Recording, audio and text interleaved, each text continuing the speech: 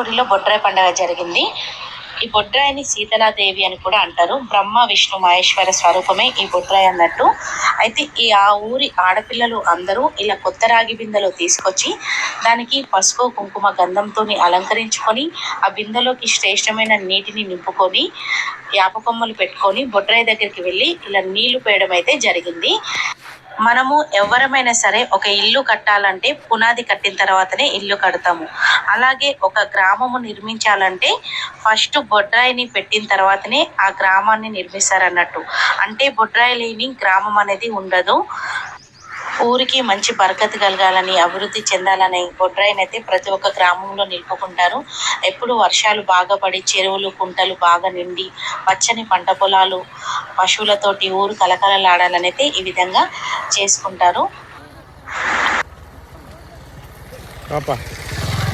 సరే పోనీ మాది ఛానల్ పెట్టేస్తా.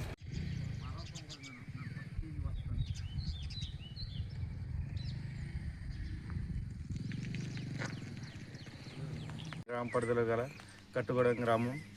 మా ఊరిలోని 6, 7, 8 బొడ్రాయి, ముత్యాలమ్మ, ఆంజనేయ స్వామి విగ్రహ ప్రతిష్ట మరియు తర్వాత 11, 12, 13 సమ్మక్క సారలమ్మ జాతర, ఆదివాసీల ఆరాధ్య దైవం సమ్మక్క సారలమ్మలను 3వ సంవత్సర వార్షికోత్సవం ఘనంగా నిర్వహించుకుంటున్నాము.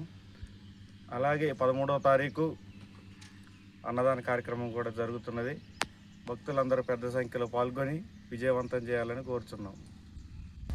సమ్మక్క సారలమ్మకి స్థలదాతలు పద్దం పుల్లయ్య గారు, పద్దం పెద్దరాములు, పద్దం చిన్నరాములు గారు మరియు ముత్యాలమ్మ తల్లికి స్థలదాతలు మడకం వెంకటేశ్వర్లు, ఆంజనేయ స్వామి గుడికి పద్దం సీతారాములు గారు మరియు ఈ కార్యక్రమానికి కాంగ్రెస్ నాయకులు చీకటి రామారావు గారు 3 లక్షలు విరాళంగా ఇచ్చి ఉన్నారు.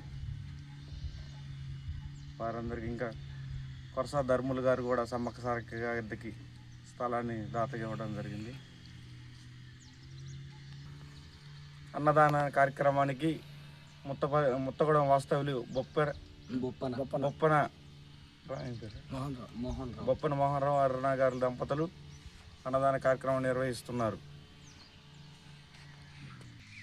ఈ యొక్క కార్యక్రమాన్ని గ్రామస్తులంతా ఏకమై పెద్ద ఎత్తున నిర్వహించాలని కోరుకొని ఏకతాటి మీద నడిపిస్తూ ఇంకా జయప్రదం చేయాలని భక్తులందరూ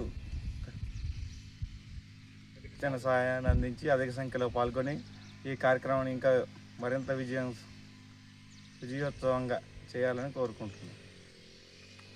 ఓకే, థ్యాంక్ యూ. బాగానే మాట్లాడుతున్నావు.